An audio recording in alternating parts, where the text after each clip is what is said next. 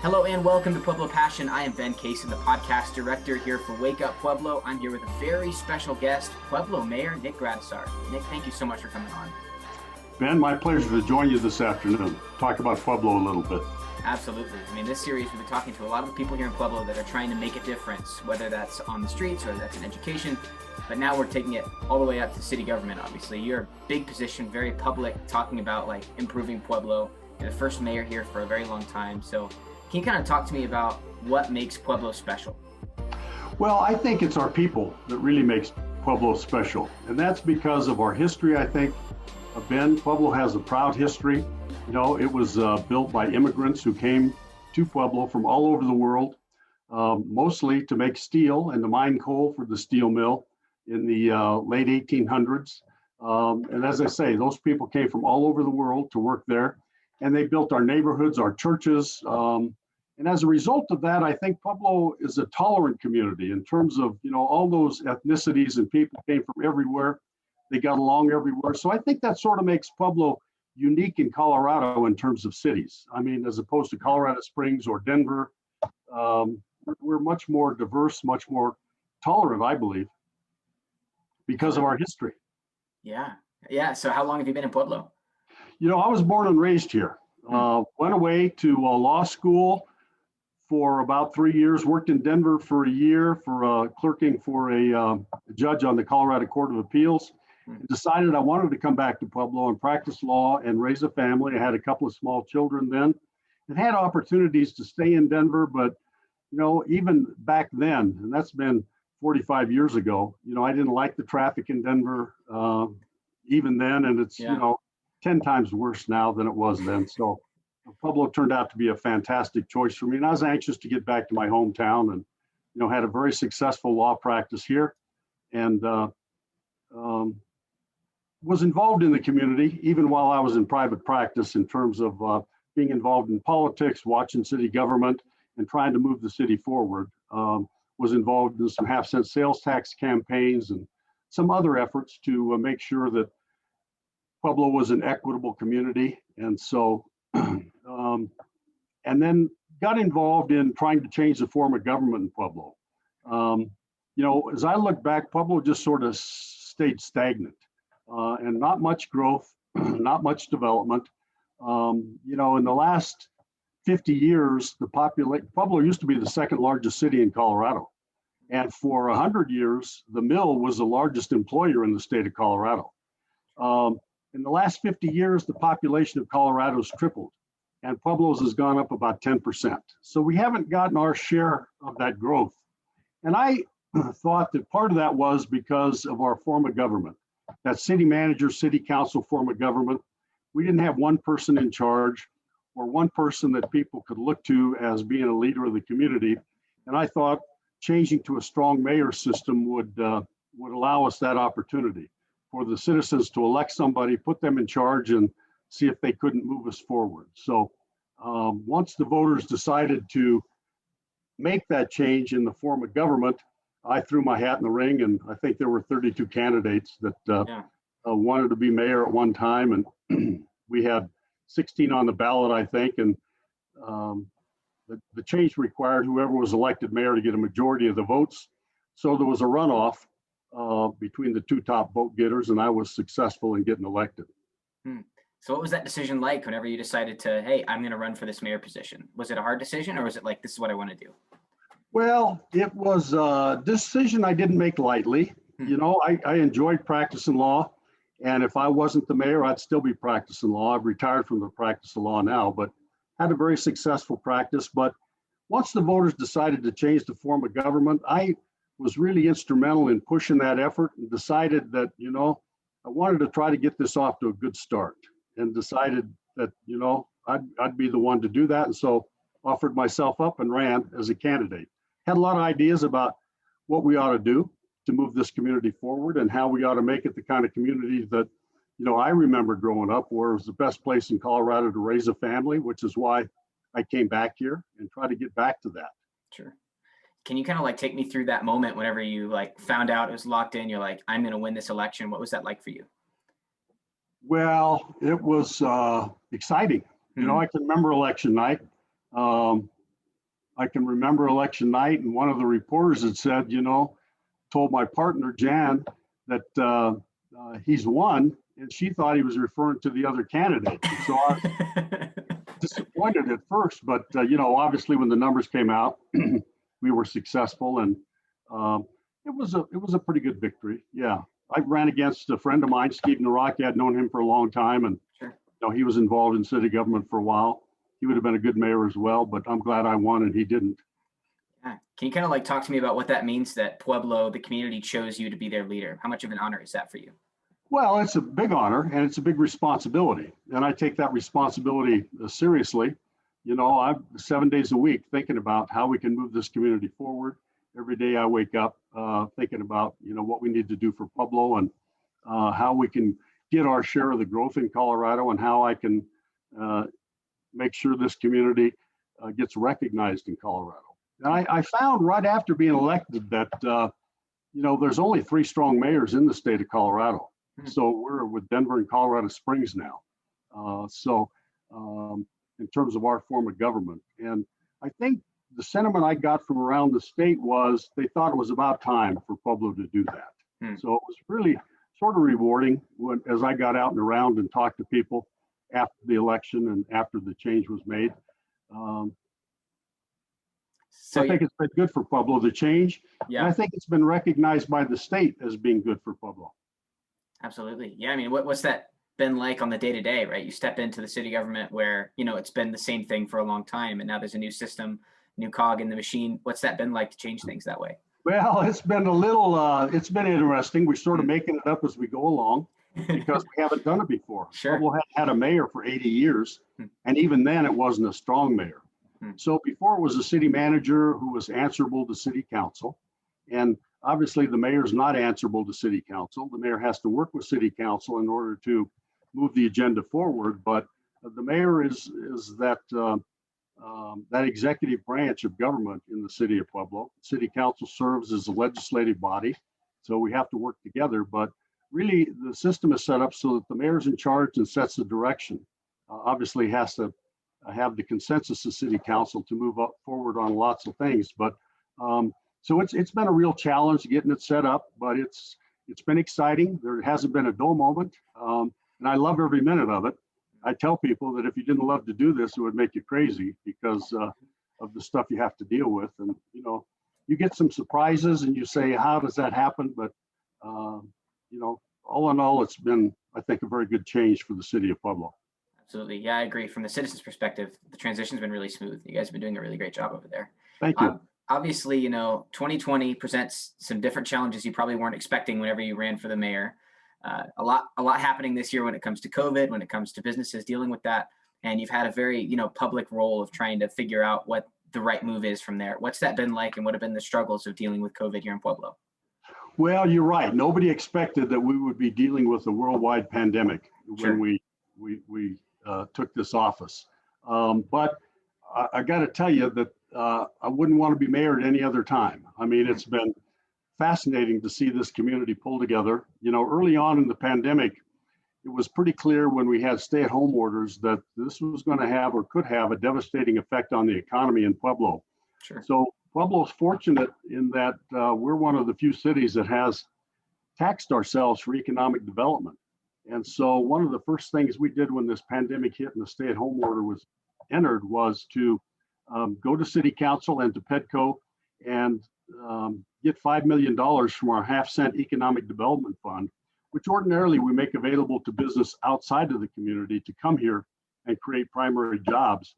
But I thought it was important to try to make some of that money available to our local businesses who were suffering from the stay-at-home. And so we did that. We put out $5 million in grants and loans to small businesses in Pueblo to help them get through that stay-at-home order and to be able to open up again as soon as it was lifted. And I think it's paid dividends for us because, as remarkable as it sounds, during this pandemic, our sales tax, which is what the city relies on to run the government, has stayed pretty stable.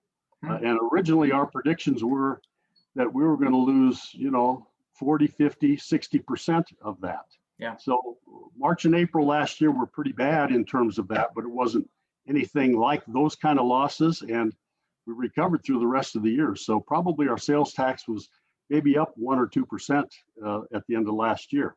Part of that, I think, is because we made that money available to our small businesses, and they reinvested it in the community by buying goods and services and those kind of things. And so it's been good. It's been, obviously, the pandemic's been a struggle, and it got politicized. I think as a country, the United States has probably had one of the worst responses to the pandemic in the world, owing to the failure of our national leadership to come up with a good plan and make sure everybody was on the same page. So it got politicized in terms of stay-at-home orders and how you deal with this pandemic and whether people should wear masks and things like that. As a result of that, I think it was harder for us here than it needed to be. We had some people that thought that, we should just be able to open up and everybody should be able to make their own decisions and take whatever risks they wanted to take for their personal health, which we couldn't really let happen because the whole goal of slowing this virus down is to try to avoid a situation where our hospitals and our healthcare providers have to make decisions about rationing care.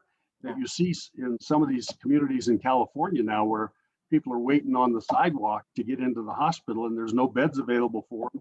We wanted to avoid that at all costs. And so we've been very careful about, trying to make sure that we've done that. And in November, we just about got to that point in Pueblo where our hospitals were full, our medical staff was exhausted, and, they couldn't take any more patients. Fortunately, one of the things I did was instituted a curfew on the 30th of October, and it remained in effect until January 1st of this year, to say between the hours of 10 p.m. and 5 a.m., you can't be out and around unless you're doing essential activities or going back and forth to work or getting prescriptions or groceries and things. And that slowed down some of those after hours things where we thought the virus was spreading among young people. In bars and restaurants and those kind of things. So, but it's, not without people saying, why are you doing this? You're trying to control us and those kind of things. That's what I mean by getting politicized. And as I say, bars and restaurants are big generators of sales tax in the city of Pueblo. So the last thing we want to do is close them, because that's our bread and butter. But you reach a point where you have to look at the health of the community and the capacity of our healthcare system to deal with people. Now that's getting less and less a concern the more and more people get vaccinated. But obviously, we're like everywhere else. We need more vaccinations. We need more vaccine here in Pueblo. We've got, last time I checked, about 12,000 people on a waiting list that are over 70 years of age that want to get vaccinated as soon as they get the vaccine. So we're hoping we get them and can keep moving in that direction. And that's the age group that you worry about. If they get the virus, probably they're going to have a worse outcome than somebody who's younger. And they're probably the ones that are going to require more hospitalizations and things like that. So as we move through this, we've learned a lot.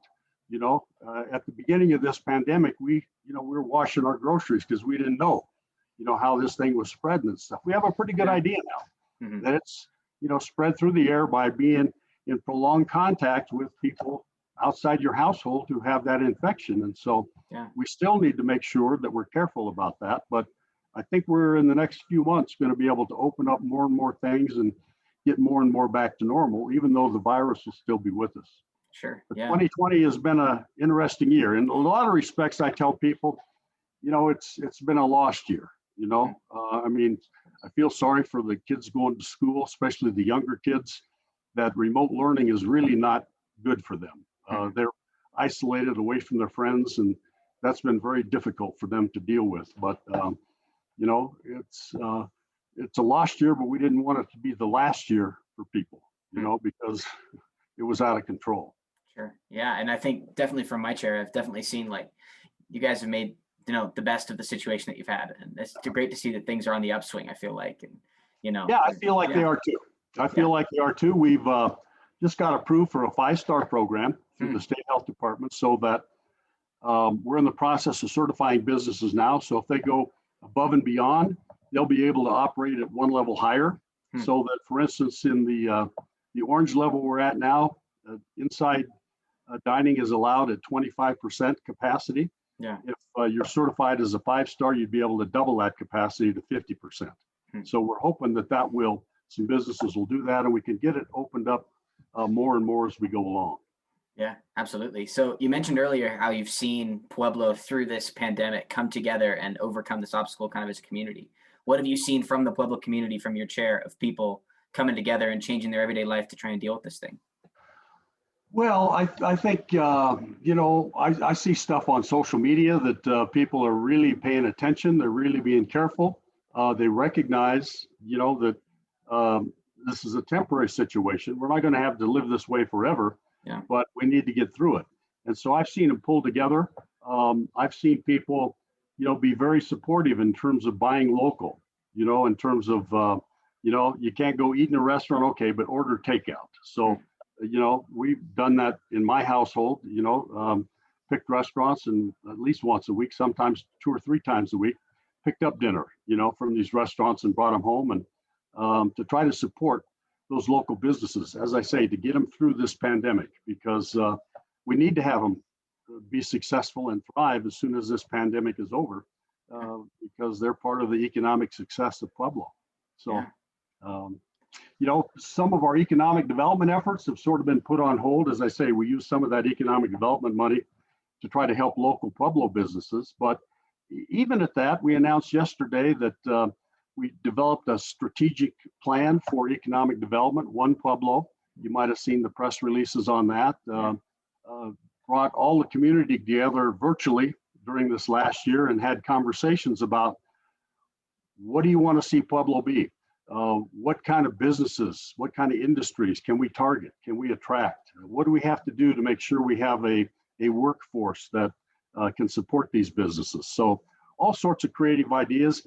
One of the things that's come out of the pandemic that I think Pueblo needs to take advantage of is we've learned that more and more people can work remotely, and that you don't have to have an office. That if you have the talent, there are people with jobs that they work from home, they can live anywhere they want to and work. And those are the kind of people I want to try to get to come to Pueblo and to enjoy our amenities. We've got fantastic recreational opportunities here. The mountains are close by if you like to ski. We've got, I don't know how many miles of bike trails that are unparalleled. We've got the most visited state park in the state of Colorado at Pueblo Reservoir. So we have all these amenities that people that want to work from home can take advantage of. And I think they'll find Pueblo is attractive. And that's what we're trying to do, is try to figure out, okay, how can we market to these people? How can we get more of those people here? For the most part, they're going to be better educated people. And as I say, they bring their job with them. They can work anywhere they want to. Some of the challenges we face there is we got to have some more housing. Pueblo needs more housing, all kinds of housing, market rate housing, workplace housing, affordable housing, all those kind of things. I'm really interested in seeing that we have more people living and working downtown, around the Riverwalk and in downtown Pueblo. So I've been trying to talk to developers about, hey, work on a project downtown. Instead of spreading out a little bit with apartment complexes, let's see what we can do to get some people living and working downtown, because I think that creates that vibrant city center that young people like, for instance, and people that would be attractive to people that can work from home. That's the kind of place they're looking to, where you can just sort of walk to dinner or walk to a bar, walk to entertainment, those kind of things. So all those things we're pushing hard to try to get here, because I think that will make Pueblo attractive, not only to the residents of Pueblo, but to outsiders as well. Our Riverwalk is a spectacular amenity. When I talk to people from out of town, that's what they remember about Pueblo. If they've been on the Riverwalk, they remember that. And so, we've got plans in the works for another hotel down there that will bring even more people down on the Riverwalk. And some people are putting some plans together to have some mixed use buildings where you got some commercial stuff on the ground floor and some residences up above. So, those things don't happen overnight, but I think we're laying the plans for that right now that will really benefit Pueblo in the long run. Absolutely. Yeah, I mean, you kind of spoke about it already, but where do you want to see Pueblo at in the next 5 years? Well, in the next 5 years, I'd like to have a more vibrant downtown than we have now, have more people living and working around the Riverwalk and around downtown. My long-term goal for Pueblo is that to create an economy where young people who want to stay in Pueblo are able to do that. They're able to earn a living for their family or have a career here, and that no young person who wants to stay in Pueblo has to leave here in order to make a living. You know, I graduated from high school a long time ago, and at my reunion, 50th year reunion a couple of years ago, a lot of the people are finishing their careers and they're coming back to Pueblo. They want to move back to Pueblo. And I'd like to, you know, and there's obviously some people are going to leave Pueblo and they want to have careers elsewhere, but that's fine if that's their choice. But I hate to have anybody have to leave because they can't find a job here, they don't have a career here. So I want to create that kind of economy so everybody who wants to stay can, because this is the best place in Colorado, I believe, to live. Absolutely. Yeah. I mean, speaking specifically for me, I graduated from college this last year and I wanted to get into sports broadcasting. So I've always heard, you know, you got to get out of Pueblo for that. But then this came up with Wake Up Pueblo and, you know, I've got a career here in town. So speaking to your vision, I mean, it's something that you're starting to see. Specifically for me, I saw that. Yeah, So, and we need to create more and more of those kind of opportunities and keep more and more of the graduates of CSU Pueblo here. You know, I graduated when it was Southern Colorado State College, you know, and went away to law school. And people like me or professionals, dentists, those kind of things come back, they'll do very well in Pueblo if they want to come back. But we've got to worry about some of those people that don't go to college, maybe make sure they have opportunities here as well. Absolutely. So who do you see in town that's kind of making strides towards those goals? Whether that's yourself or other people in town, who do you see that's working hard like that? Well, I think you see some younger people that are really getting involved. You know, some young bankers, some young stockbrokers, people, the chambers of commerce, the Latino Chamber of Commerce is really getting involved, trying to encourage people, trying to provide that support. You know, right when the pandemic hit, the Business Economic Recovery Team was put together with has some younger people in it that to try to make sure that the businesses in Pueblo knew how to navigate the aid that was available or that could be available and to help them out. You know, there's some older people who are developers, and I think they're still working to make Pueblo good. Gary Anzwini is working on a project here. You know, we've got some people from Denver now interested in developing in Pueblo. So the Holmes Hardware Building is being considered. I don't know if you know where that building's at, right there at Union and B Street. Yeah, yep. It's been vacant for decades. It's an old, classic, historic building, but some terrific plans are being put together for that building that will involve people living on the upper floors and having food court kind of restaurants in the ground level. So there's some great ideas out there. And we just need to keep pushing hard and make it easy for them to do business in Pueblo.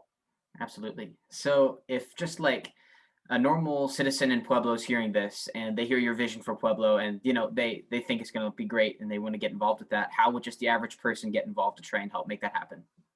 You know, I think what they ought to do is, number one, try to get involved in your city government. You know, we have probably 60 or 70 boards and commissions that we're looking for people to serve on.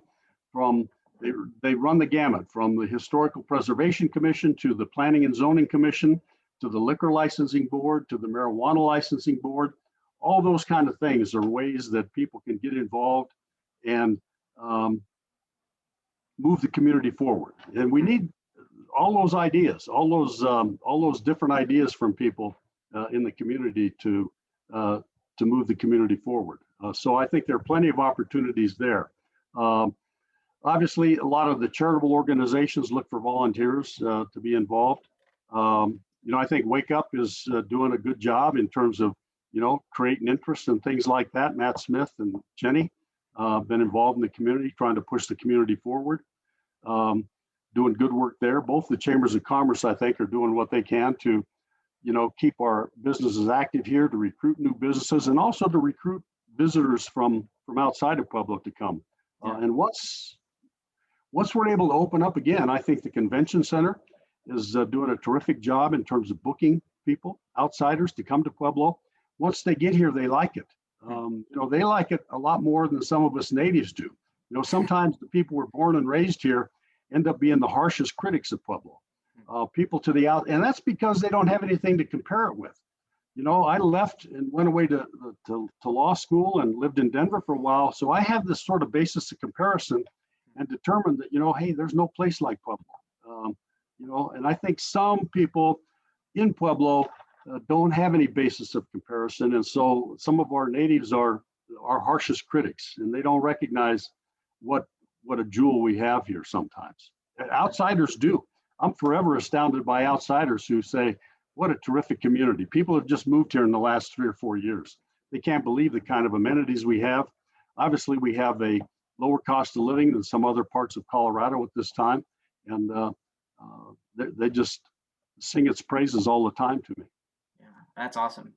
Great. Hey, thank you, Mayor Gradisar, for coming on. I really appreciate all your time. Absolutely. Yeah, let me know. We do it again anytime. Sounds good. Yeah, I think Pueblo as a whole is very, very lucky to have you as our mayor. I think we're really excited about, the great things we're going. I just want to honor you for all the great things you've been doing when it comes to making decisions with COVID. Definitely thankful for the job you've been doing. So thank you. Well, thank you very much. We've got a lot of work to do. It's going to take all of us to do it, but there's no doubt in my mind that if we all pull together, we're going to get through this, and Pueblo's going to come out better on the other side. Absolutely. Sweet. Thank you so much, Nick. And if you guys are listening to this and you want to go check out more of Pueblo Passion, go check out some of our previous episodes. We just had Dr. Mote from CSU Pueblo and his spouse, Rick. We're just on here talking about kind of the education side. As well as you go back, we got all kinds of people been on here. Jeff Shaw from Pedco.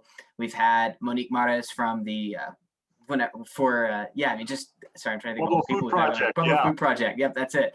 That's one of the things I'm proudest of, that we set up right just a few months after I became mayor. We had the opportunity to get involved in that. Yeah. And that's turned out spectacular. Obviously, in this pandemic, the Pueblo Food Project has done a stellar job of getting food out to those food deserts and people in need. And it's just been a terrific asset. And most of that has been from local producers, which is, just keeps that money here in town. And it's just been fantastic the way that project has worked. Absolutely. Yeah, just go check out all of our previous episodes here on Wake Up Pueblo, as well as just check out Wake Up Pueblo's social media. Go check out our other show called the Wake Up Podcast, as well as pay attention to the city government, all the great things that Nick Gradisar and everyone else there is doing. Thank you guys so much for listening. Have a great rest of your day.